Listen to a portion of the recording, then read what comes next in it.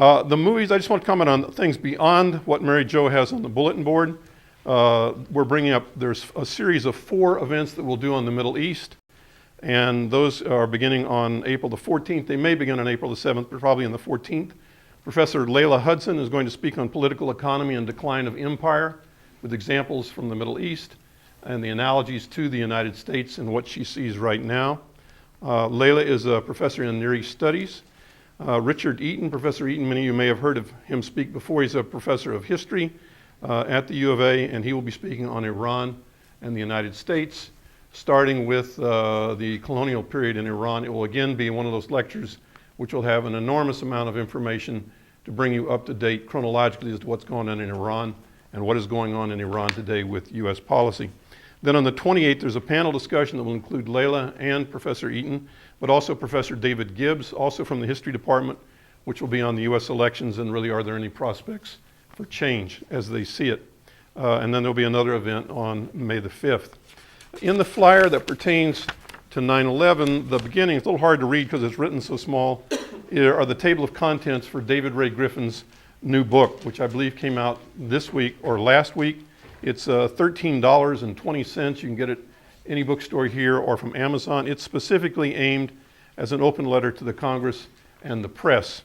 And he is writing more clearly, more illustrations, and it is specifically aimed at giving it to people in elected positions saying you need to read this. What we're seeing in 9/11 is more people, 2 things. You all, for example, many of you are really gluttons for punishment to come to the 4th 9/11 event.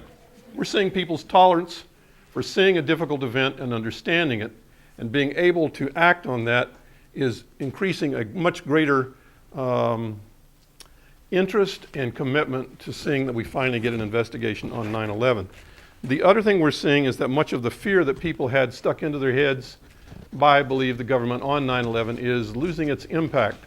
And people are much more suspicious of the government, much more willing to ask questions about 9/11. Not nearly as many people as we need. Other countries, Canada and Western Europe, are showing a much higher percentage. People in the United States have a high percentage of suspicion, but still, people who've actually looked at the movies, looked at the books, and seen the evidence that we have, that number is increasing. I want to ask Kim Matthews to make one announcement. Kim is one of the women along with, well, there's a number really. Alice Ritter from Veterans for Peace is usually here.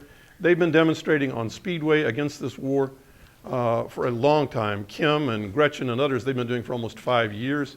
And I think Kim wants to just let you know where it is and invite you to come there.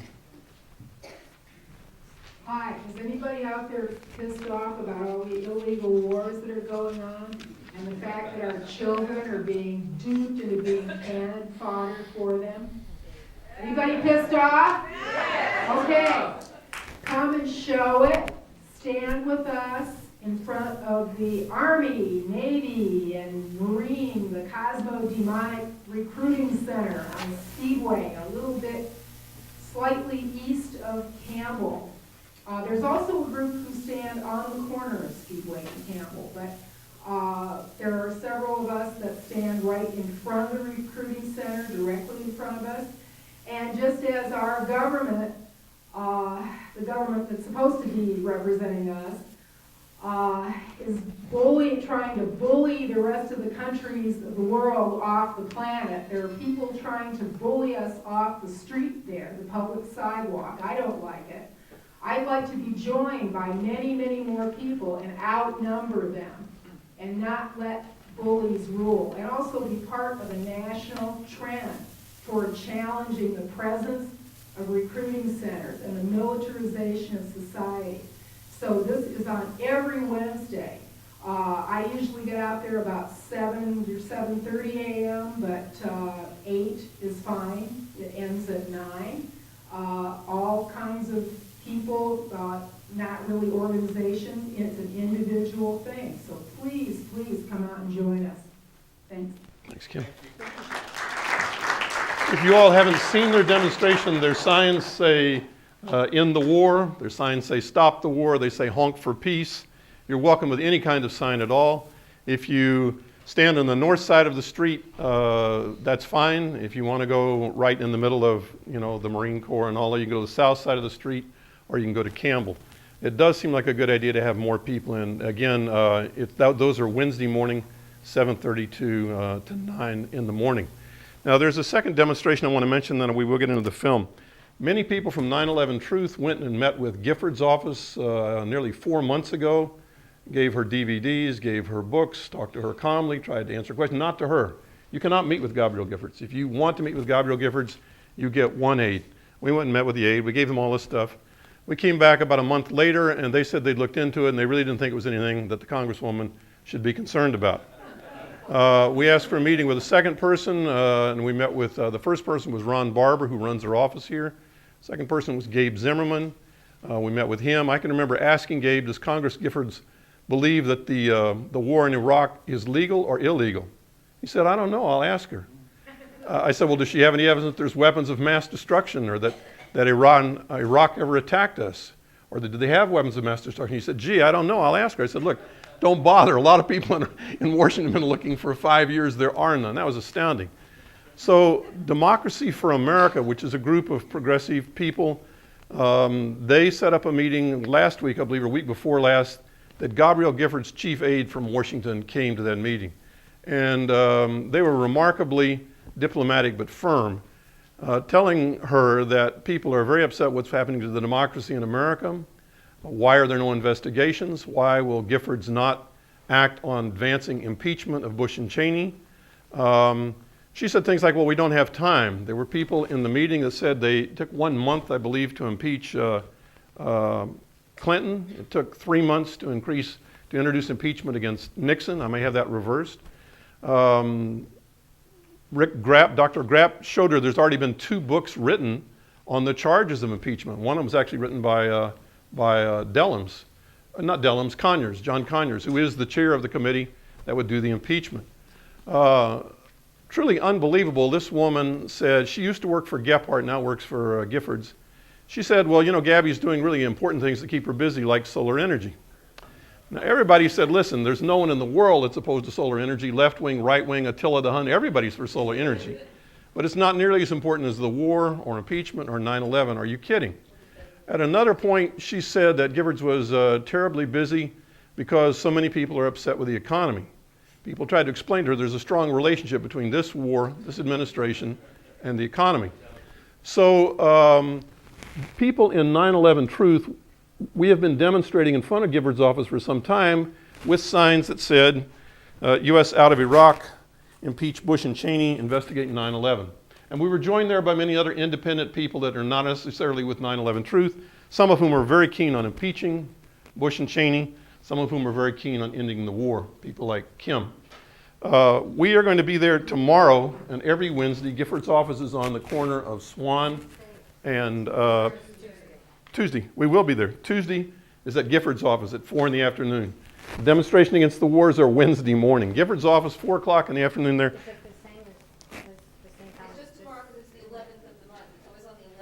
Yeah, tomorrow it's because it's the 11th of the month for 9/11. 9/11, we protest on the 11th of each month. We'll be there with things, Giffords Funds, War in Iraq, 34,000 dead and wounded. You're welcome to bring your own sign. Giffords Funds, Illegal Wars, and Giffords hides 9/11 lies. I must honestly tell you, I am my personal belief, and I will be there certainly on the next 11th of the month. If I can't get them ready by tomorrow, I'll have signs saying, for the public coming by in their cars, Giffords serves Raytheon, not you. And I'll have signs, Giffords serves Israel, not you. And Gabrielle Giffords supports Raytheon, Israel, and war. And I believe it's true. I wouldn't say it if I didn't think it was true and if we didn't have documentation that that's there. That representative from Washington tried to tell us that Gabrielle Giffords can't do anything because she's just a first-year congressional person. Gabrielle Giffords can't do anything because Nancy Pelosi doesn't want her to do anything. Nancy Pelosi doesn't want her to further impeachment. Nancy Pelosi said if we furthered impeachment, it would be a big defeat and we'd all look terrible. It was amazing to me. And the most astounding thing was this woman in the midst of all this, people were giving her a lot of grief, but fairly politely. I think I lost my cool there a couple of times, but everybody was firm, but in her face. She said, well, you know, we are a very peaceful people.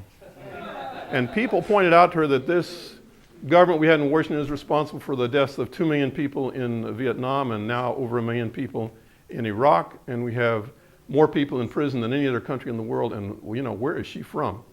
So she has written an answer. I'm told Leon Byerly, Leon's here, Leon, if you hold her, he said that we've gotten, maybe Leon was out in front with the DVDs. We've gotten an answer from her, but we will be there protesting at Gifford's office tomorrow at 4 to 5:30 or 6. There's another event. Some people may want to come. You're welcome to bring your own signs. Gifford's office, there's a tremendous response from the cars, more than any place I've ever seen. I'm sorry to go on. The movie tonight is a longer movie. Loose Change 2nd edition. If you have not seen it, we will try to have copies of that. It's a fantastic movie that came out perhaps 3 years ago.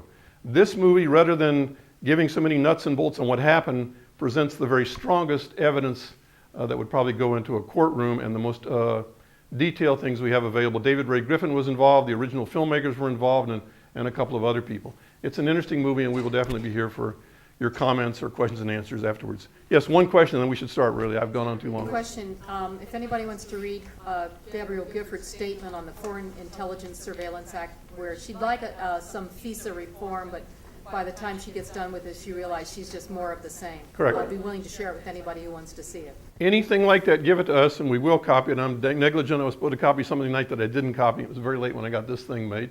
But I think it is astounding to see this, and we need to be out there telling people that the war is racist, and we're not able to address problems at home, serious problems at home because of this war, and the war and 9/11 and the need for impeachment is undermining democracy and the very fabric of this country. In any case, I hope you enjoy the movie. Thanks for coming.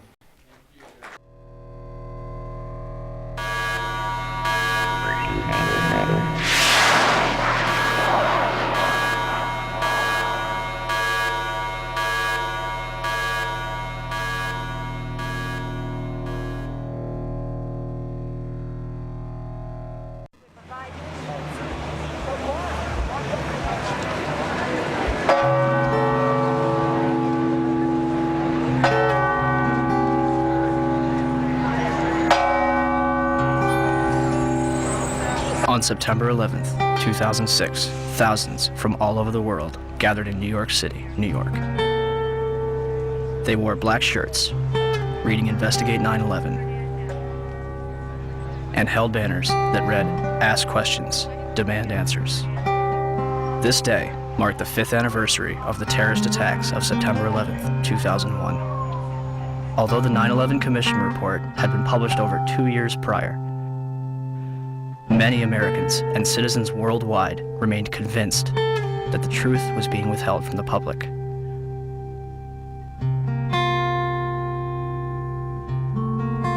Why? Why was a growing percentage of the world population becoming increasingly skeptical of the events of September 11th? Was it a natural inclination towards believing the worst about the United States government? Or was it a legitimate concern that only grew more powerful with time? The 9/11 Truth Movement includes academics, engineers, physicists, firefighters, intelligence officials, and some of the very people whose lives have been shattered since September 11th. Were they all delirious? You should not be here No, today. you've got it all wrong. We're honoring the fallen heroes from 9/11. That's all right. No, you're not. No, you are not. I feel so uncomfortable. I'm sorry. That next year, I'm not coming here. Or were they a concerned group of individuals taking the necessary steps to prevent the United States from slipping into its darkest era yet? Was September 11th a surprise attack on America by 19 Islamic terrorists? Or something else entirely?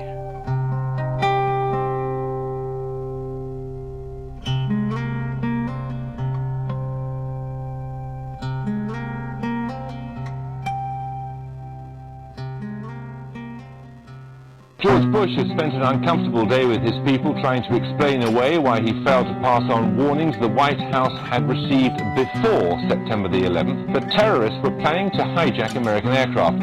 What happened that day has cast a shadow over just about every area of American life.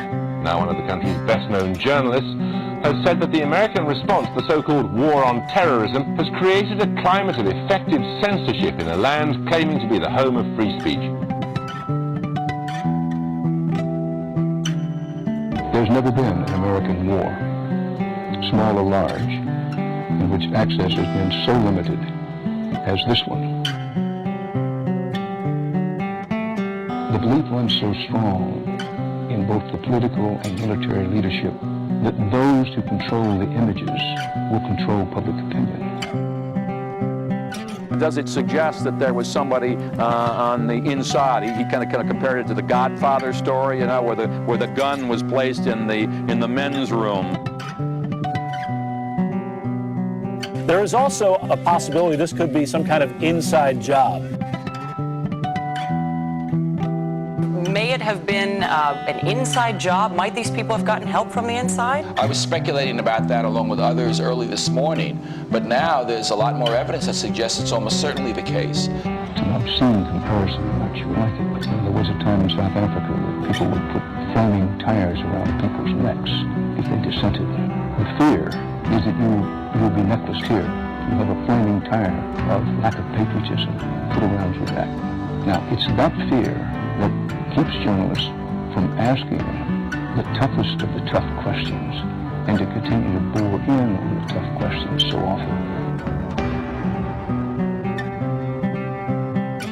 People let us stay out of our business.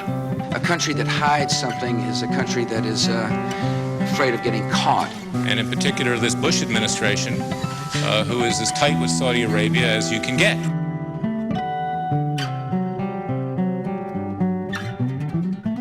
The president's father used to stay with the bin Laden family when he would go to Saudi Arabia. In the past, though, the FBI has sometimes made problems worse by ignoring or denying them. FBI management intentionally and repeatedly thwarted and obstructed my attempts to launch a more comprehensive investigation to identify and to neutralize terrorists.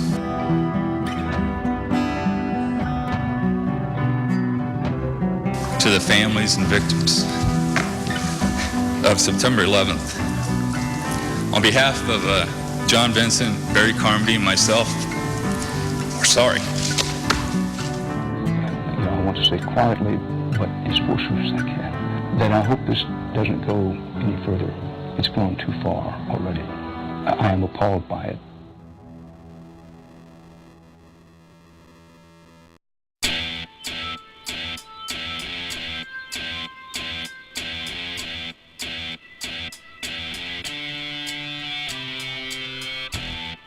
On September 13th, the United States government declares that it has overwhelming evidence that bin Laden is responsible for the attacks. The Taliban offers to hand over Osama bin Laden if the United States can provide evidence.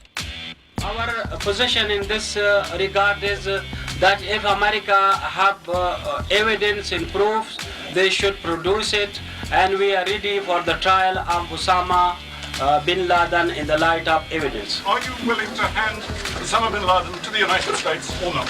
No. Without evidence, no. September 23rd, 2001. States. The Secretary of State said the administration would soon be able to document its case in public against the Al-Qaeda network and Osama bin Laden. And I think it'll be persuasive. By the next day, the White House was already backpedaling. But is there any plan to present public evidence so that, the average citizen, not just Americans, but people all over the world, can understand the case against bin Laden? Well, I think as Secretary Powell said, there's hope to do that and to do so in a timely fashion over some course of time. But I think the American people also understand that there are going to be times when that information cannot immediately be forthcoming, and the American people seem to be accepting of that. It seems as though you're asking everyone to trust you. This information has yet to be provided to the public. Instead of taking credit, bin Laden denies involvement in the attacks 3 times. December 13th, the Department of Defense releases a videotape allegedly discovered in a house in Jalalabad, Afghanistan.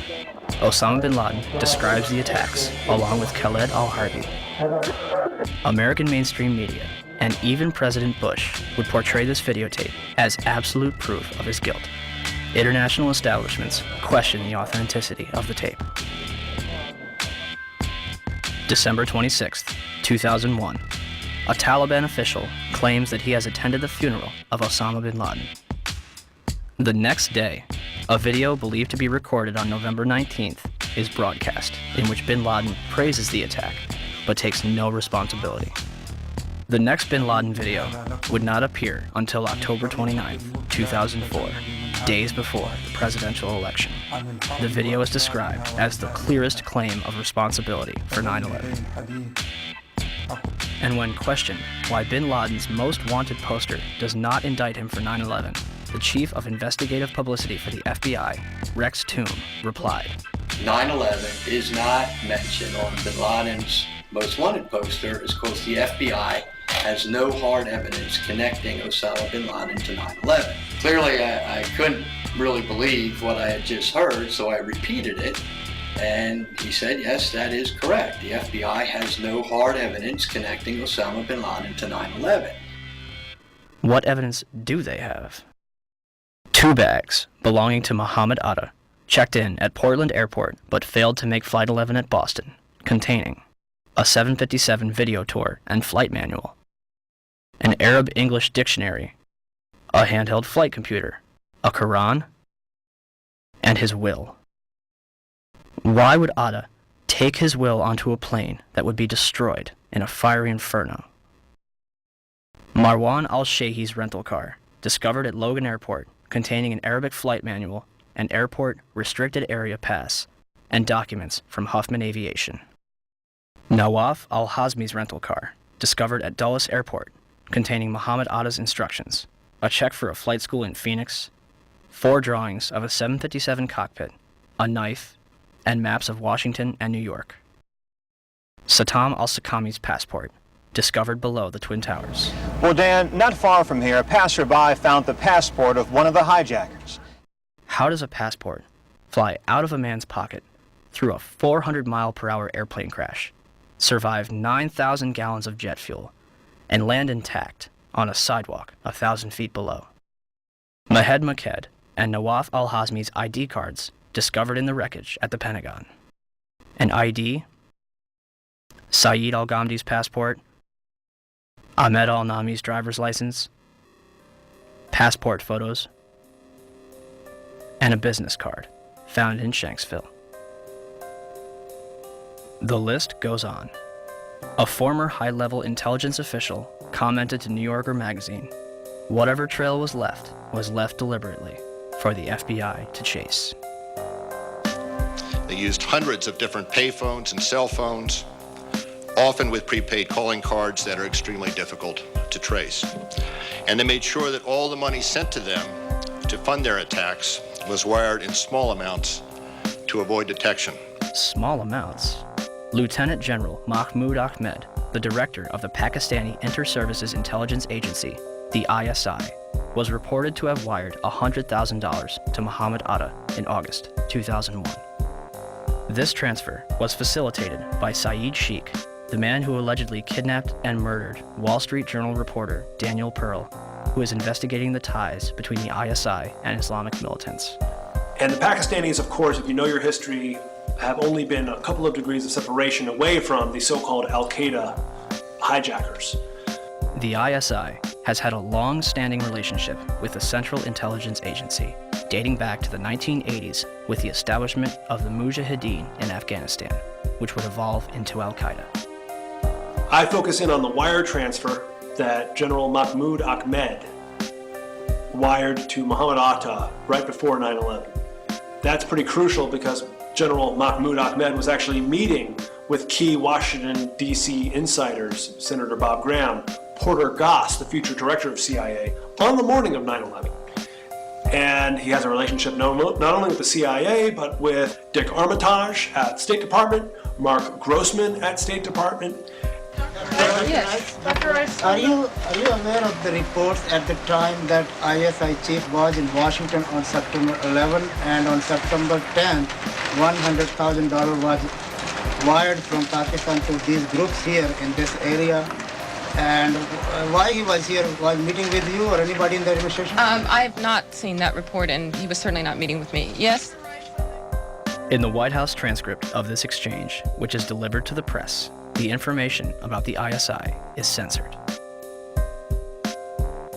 Bob Graham and Porter Goss will later co-head a joint inquiry which publicly claims that the Bush administration received absolutely no intelligence that could have prevented the attacks. The meeting begins at 8 a.m. over breakfast at the Capitol building and lasts through Flight 175's impact with the South Tower. During his visit, which began on September 4th, Ahmed would also meet with the present CIA director, George Tenet. A month later, after reports of the transfer between himself and Atta, Mahmoud Ahmed retires from the ISI.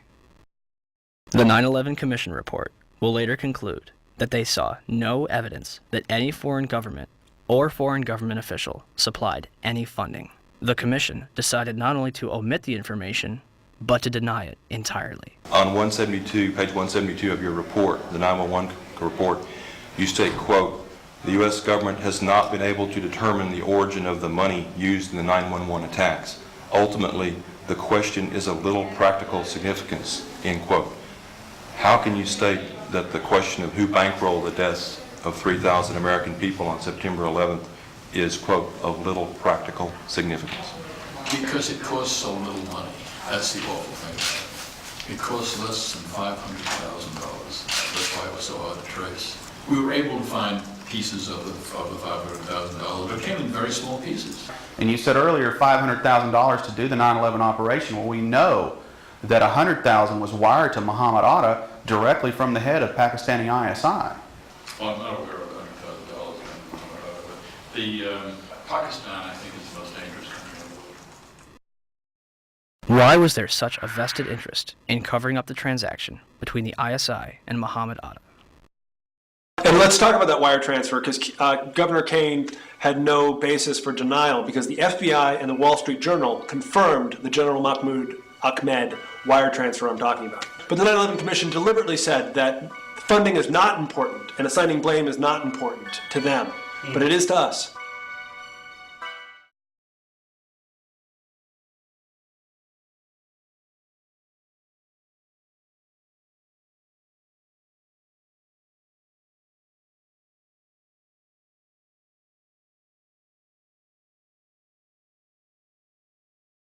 Right now, they claim they can't give you the information because it's national security.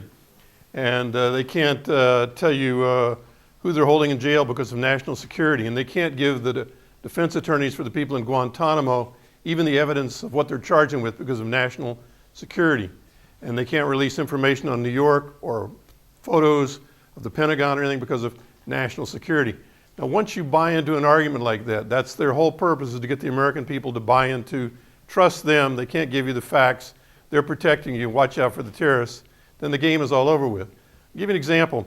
Some people have tried to say they think that the United States will move to a military rule and will do away with two parties. I don't know, but I can tell you a really easy way to do that would be to blow up the Democratic Party in Denver on the first day that they meet.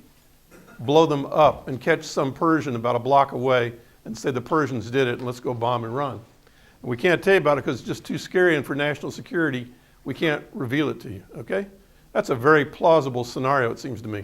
One dirty atomic bomb is a whole lot easier than all the things that they did here. And I think a whole lot of people would believe them, and from what I can see, a whole lot of press would go along with, a lot of academics, a lot of professionals. A lot of people say, yeah, that's the way, must be so. We were attacked by the Persians, and now the Democratic Party has been vaporized, so we'll do something else. Or maybe a few people would have been told, don't come. But I think we need to understand that this government seems to be capable of doing that if the explanation is, in the name of national security, we can't give you the facts, we can't carry out an investigation.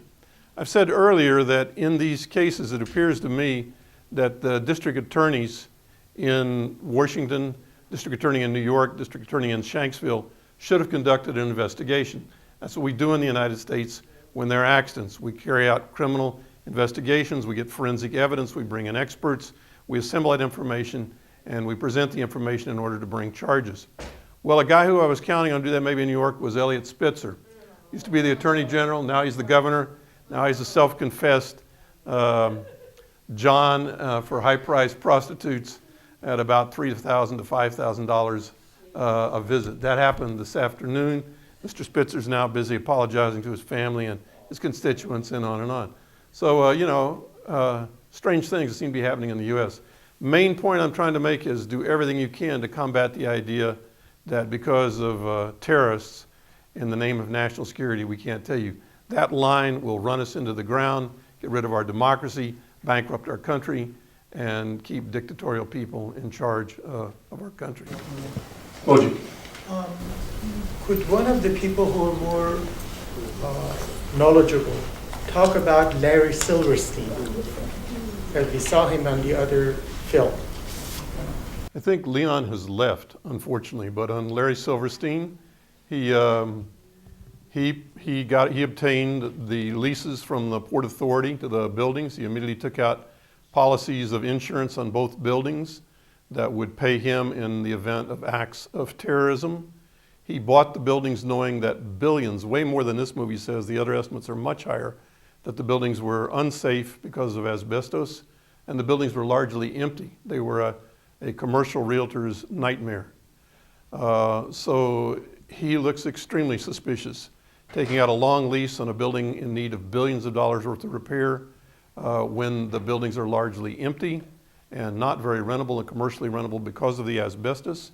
He then makes the statement that I believe is shown in this movie, that he said there'd been so much death and destruction that day, I suggested to the fire marshal that they just pull the buildings.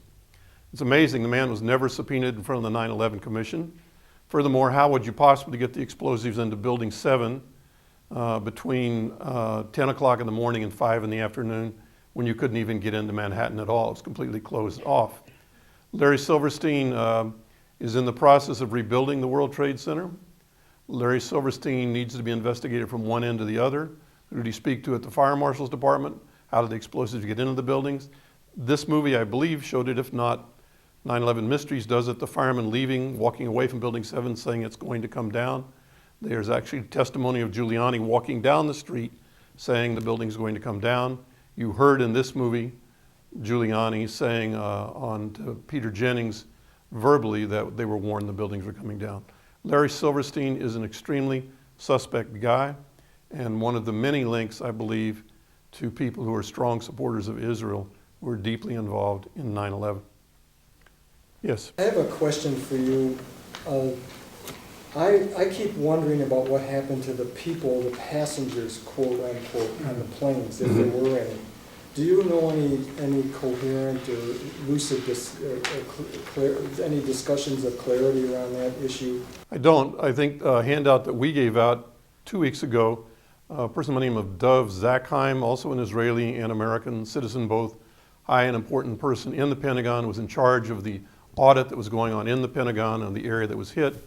His company in Israel develops a military technology. It's clearly revealed in the article that we gave out that it was developed in order to take over planes that had been hijacked, so that that technology would override the airplane and could land the plane wherever they wanted to land it. It's very logical.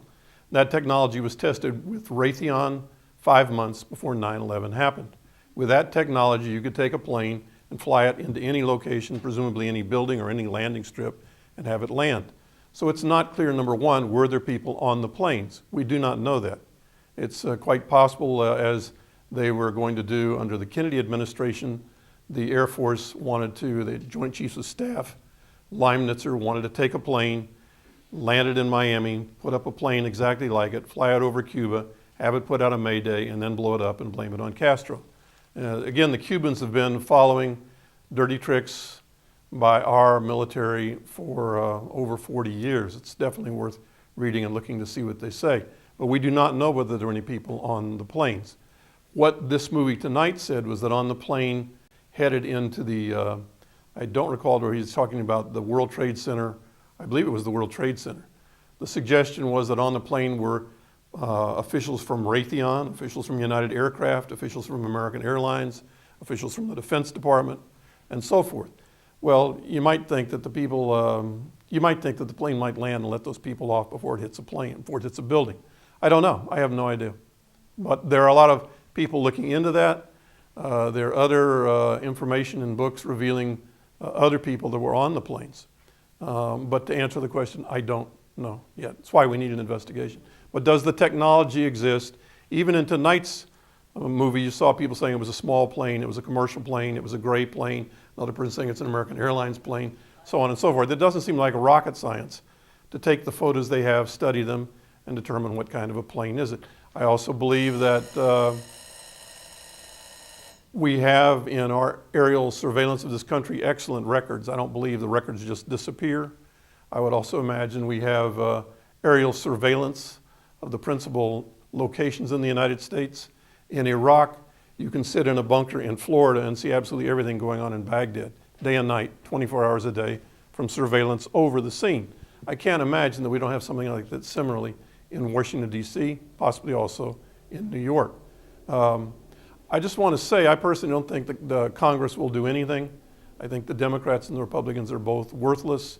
I think they've already shown that they are worthless. They do serve Raytheon. They do serve the military-industrial complex. They do not serve us. And not just this investigation, the lack of an investigation on the Gulf of Tonkin, the lack of an investigation on the Kennedy assassination. We're not going to get anything out of this Congress. That does not mean that we shouldn't ask for it. But the game going on here is to fool the American people, terrorists, and blah, blah, blah, blah, blah. Yes?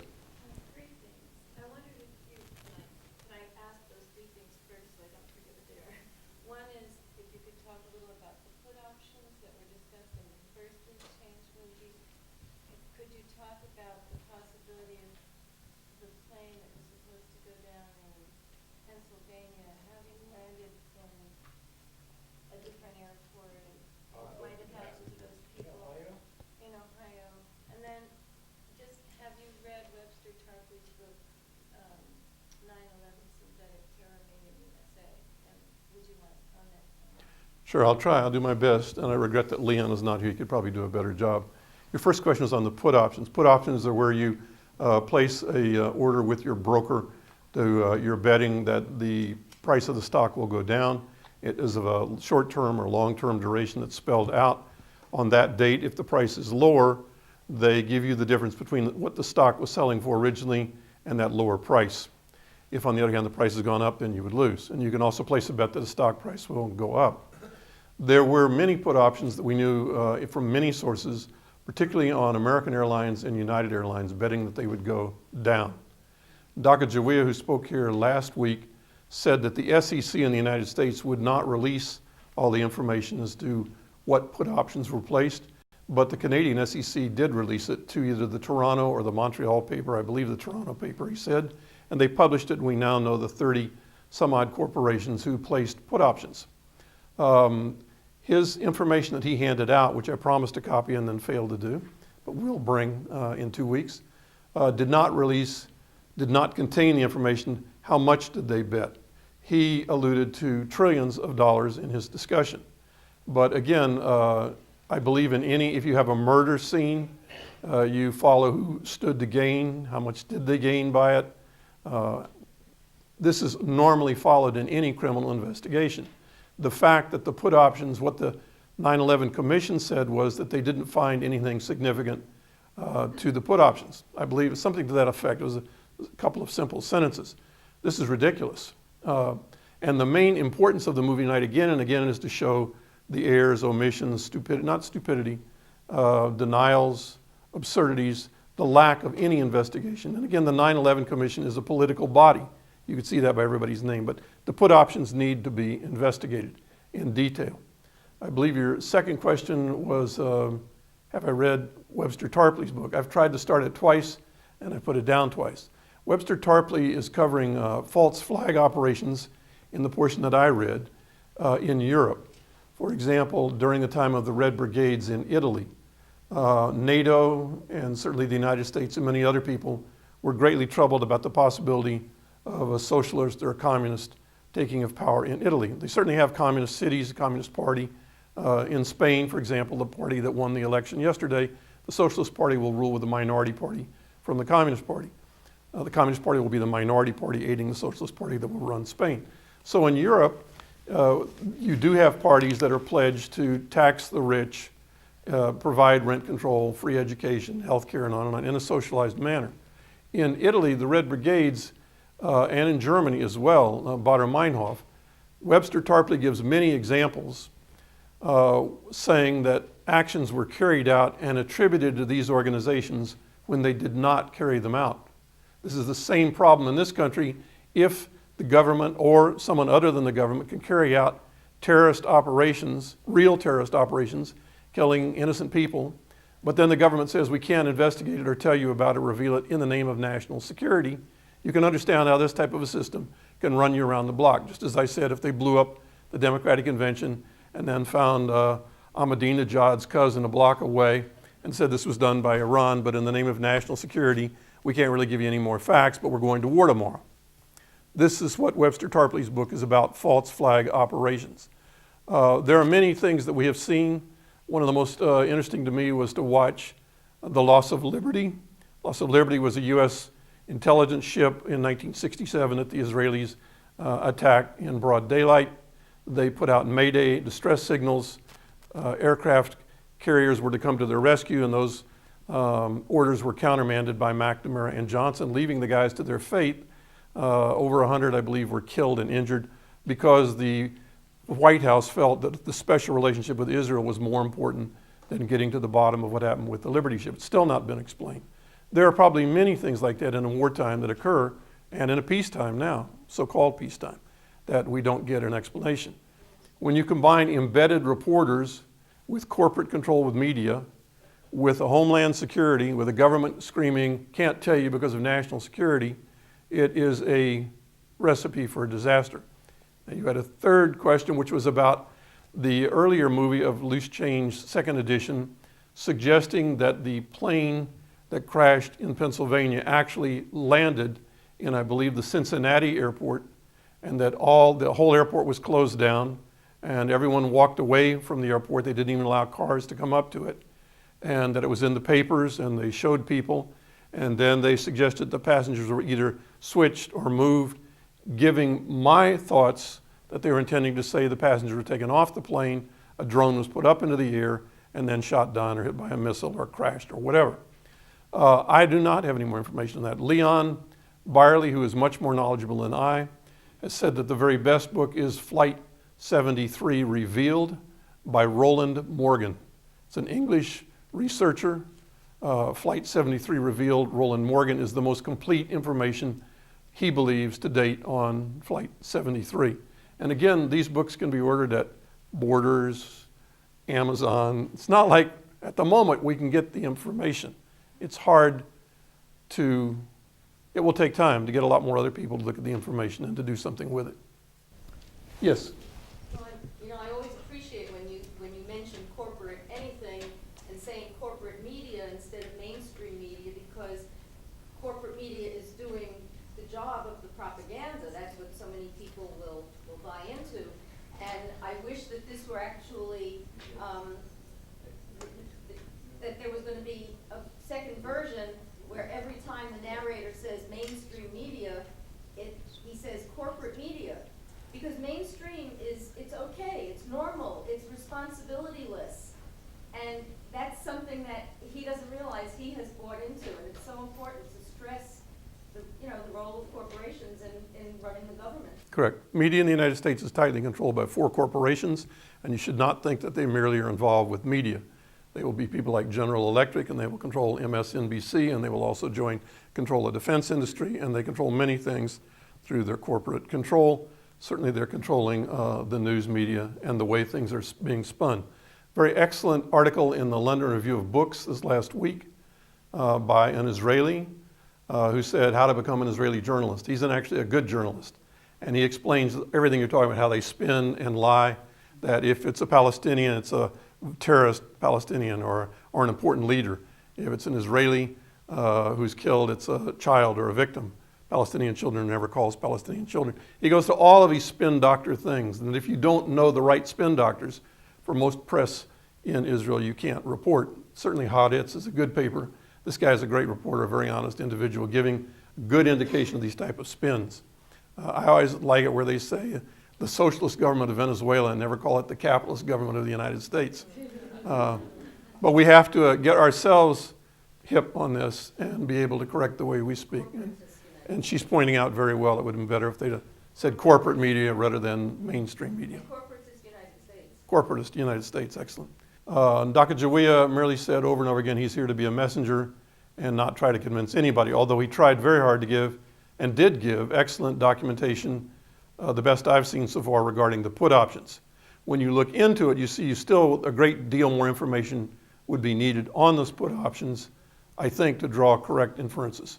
For example, it makes a big difference to me if a guy said, I'm Merrill Lynch and I ordinarily place put options and besides was only a couple of thousand. But if it turns out Merrill Lynch placed 2 trillion put options on 9/11, I think that'd be a little more significant. I think it again depends on how much money is made and by whom. Anyone else with a, yes, in the back. But all the people who lost relatives, friends Sure. on these planes, where are these people? We don't know. And the second thing is, you know, I'm a firm believer, but I still wonder, this whole thing would have had to take so many people being in on it.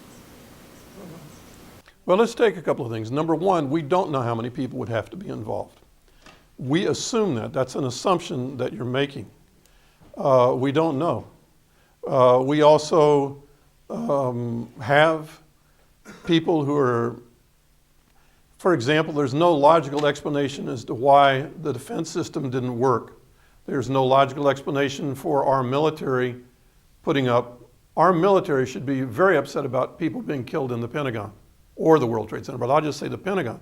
How in the world can we have 4-star generals putting up with a commission run by the governor of New Jersey and Lee Hamilton and not demanding an investigation? How can we have people in our Pentagon, high up in our military, who know how the building was designed, it was under renovations for this type of a thing, and they're silent? How can they be silent on the issue that it's almost impossible, I'm told, for that size aircraft to fly that low to the ground and not hit the ground? Where are those experts speaking out?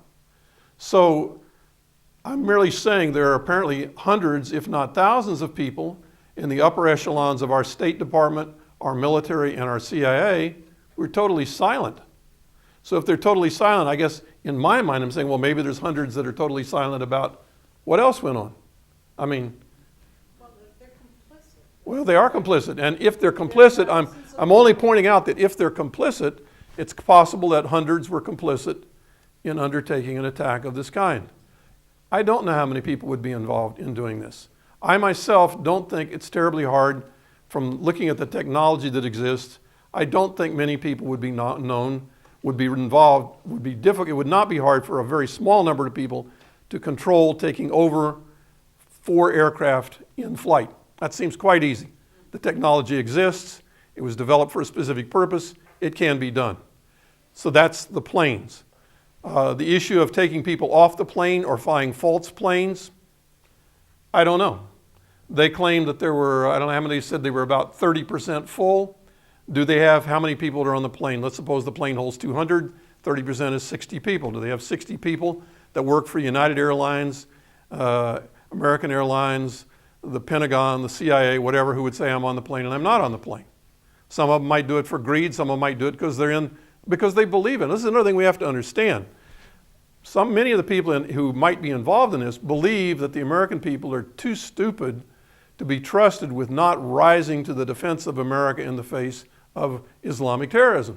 And therefore we must frighten them. Even though it's frightening, they could also say, we didn't intend to kill all those people in New York. The building wasn't supposed to come down till 11:30. The elevator was supposed to work. We were supposed to have gotten them all out of there. I don't know. They could also say, in the case of Shanksville, there wasn't supposed to be anybody in the plane that was supposed to hit Building 7. We really didn't mind. We didn't really want to take out a lot of life. Of course, we're not real worried. I'd think they'd have to say they're not very worried about 1 million Iraqis that they've killed, or 3 million Iraqis. But it's hard to know. We have people in our military, or there are people, whether they're in our military, who could say this was done for the good of America. Okay?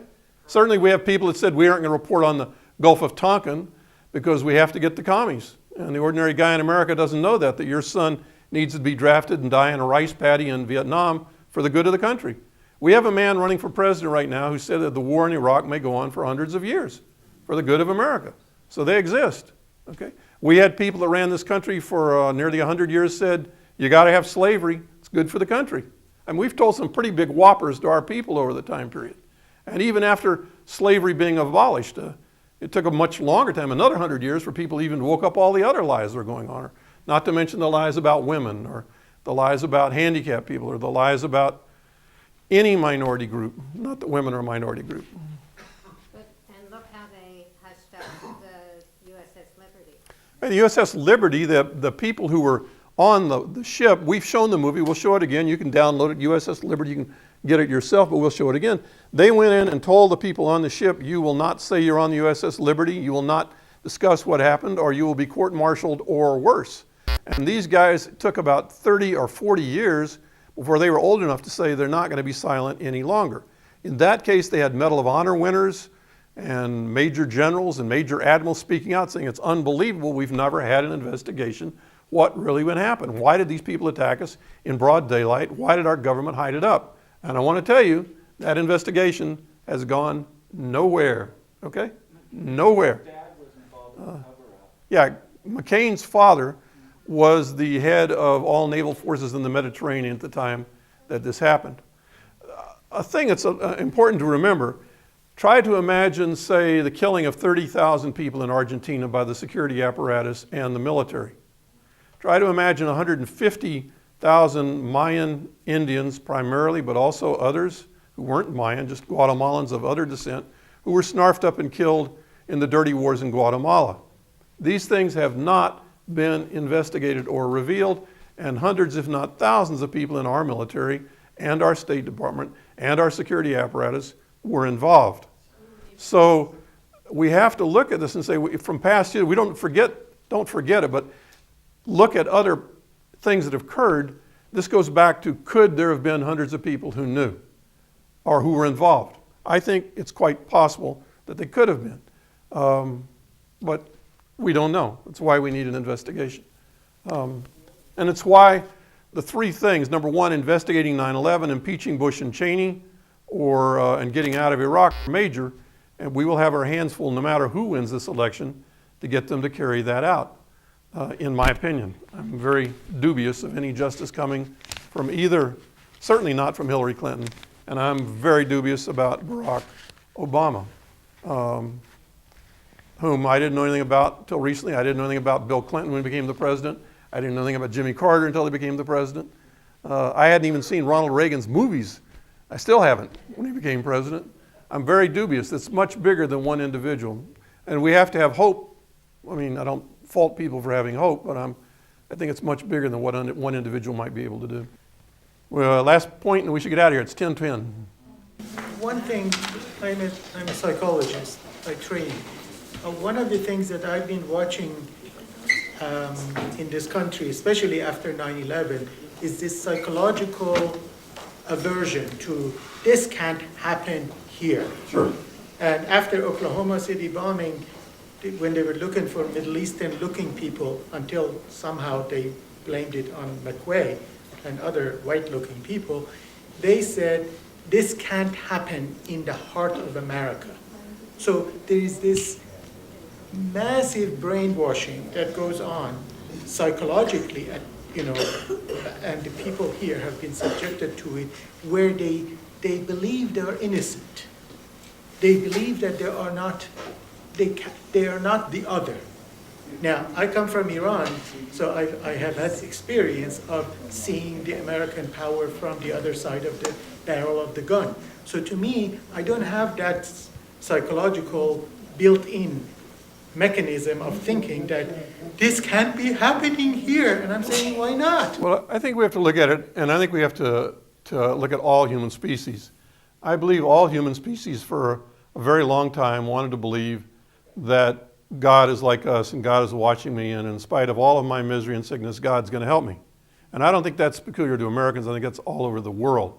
I think almost any people in the development of the human species in a primitive time or a feudal period or a capitalist period or whatever don't want to believe some of the things that they see happening: starvation, genocide, bombings, depressions, whatever. So I think all human beings try very much to not want to see tragedies happening when they're happening. Now, as for the people in the United States, one of the reasons why the people in the United States, what is peculiar about people in the United States is they've received more media than any other people in the history of the human species. More bad television, more bad newspapers, more bad movies, which are clearly false, and people in the United States are not stupid. They are ignorant, and worse than ignorance, they are positively misinformed. And we take children in this country and at the very beginning and tell them that George Washington, never told a lie and on and on. We didn't tell him he was a slave owner and he married his money and on and on and on. We told him he'd never told a lie, or Honest Abe, or whatever. So the pervasiveness of the media and the propaganda that our people receive confuses them greatly and holds them back. Now, there are certainly, the parent of racism is ignorance. People have to be very, very ignorant to believe the kind of things that we believe about a different race, or that we believed about the Vietnamese. I mean, you have to be very ignorant to even be susceptible, and you have to be very far away from those people. Anybody that's gone and lived with anybody in any part of the rest of the world, you understand why they're that way. But if you're far away from them, you can believe all kinds of lies.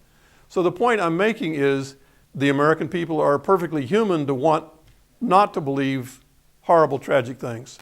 They are more subjected to propaganda, which makes it more difficult for them to see their way out of it.